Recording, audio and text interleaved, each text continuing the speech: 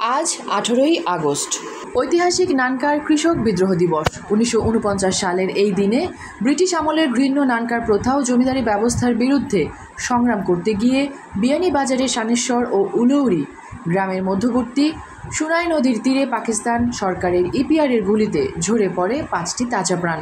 ব্রজনাথ দাস, কটুমণি দাস, প্রসন্ন কুমার দাস, পবিত্র কুমার দাস, অমূল্য কুমার দাস। বিয়ানীবাজারে টিএনটি রোডে ইবনে আল মতিন টাওয়ারে রেডি ফ্ল্যাট ভাড়া দেওয়া হচ্ছে। শীতাতপ নিয়ন্ত্রিত কক্ষ, attach bathroom, kitchen, dining, lift, CCTV, বিশাল পার্কিং ও ছাদ সহ থাকছে শিশুদের জন্য বিনোদনের ব্যবস্থা। তার কিছুদিন আগে শহীদ হন রজনী দাস। এই 6 জন কৃষক তাদের বুকের তাজা রক্ত দিয়ে পূর্বসূরিদের ঋণ শোধ করেন। রক্তাক্ত পরিসমাপ্তি ঘটে নানকার আন্দোলনের। কৃষকদের আন্দোলন বিয়ানীবাজার থেকে শুরু হলেও একসময় পুরো বাংলাদেশে ছড়িয়ে পড়েছিল। এর ফলে 1950 সালে তৎকালীন সরকার জমিদার প্রথা বাতিল ও নানকার প্রথা রদ করে কৃষকদের জমির মালিকানার স্বীকৃতি দিতে বাধ্য হয়।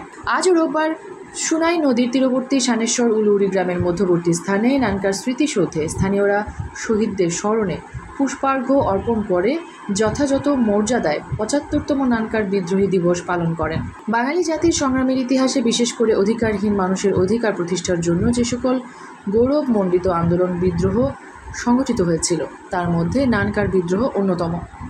মেহরুন বিনতে ফেরদৌস, এবিটিভি।